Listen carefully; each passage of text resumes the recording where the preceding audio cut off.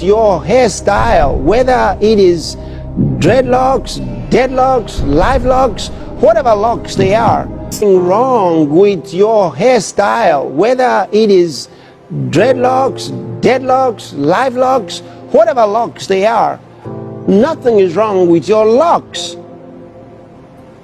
The Bible tells us about some men that had long hair and all kinds of things in the Bible.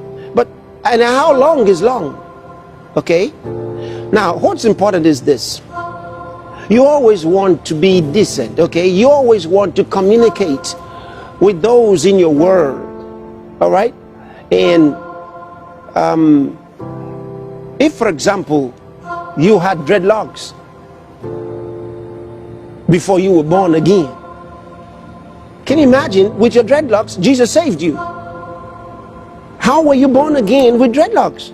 Meaning that he wasn't put off with your dreadlocks. See that? So that means that's not the problem. That's not the problem. If you would rather have a different hairstyle, go ahead and have a different hairstyle. But I have a little something to tell you about these dreadlocks, just for good information for you.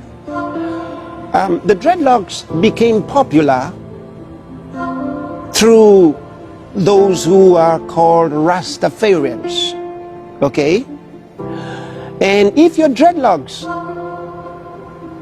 are based on the Rastafarian society, there is a problem, and I want to explain what that problem is. When you say, I know a lot of people who do these things don't even have an idea where it came from. When you say Rasta, which is an abbreviation for those who are Rastafarians, Rastafarian came from two names, Ras and Tafari. Now, those are actually the names of a man who lived many years ago, Ras Tafari Makonnen. That's the man who became Emperor Haile Selassie of Ethiopia, who lived, he was 83 years old when he died. He died in 1975.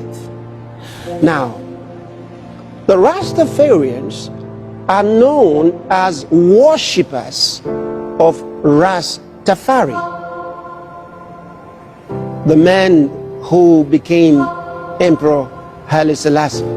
He was Ras Tafari Makonnen. So this was their symbol, the Rastafari symbol.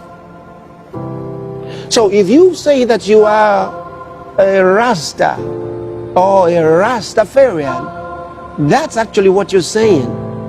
You are saying that you are a worshipper of Haile Selassie, because they believed, here's their doctrine, they believed that Haile Selassie, Rastafari Makonnen, was a descendant of King Solomon through the Queen of Sheba.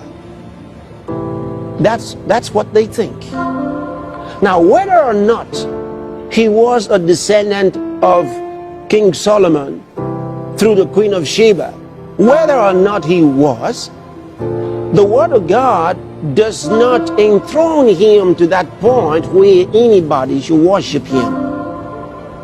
After all, you're not even allowed to worship King Solomon. Why would you worship Rastafari Makonnen, Haile Selassie, Emperor of Ethiopia, who's dead now? See, so get that understanding, and it will help you know whether to keep the dreadlocks or not. Now that's a lot of deep revelation.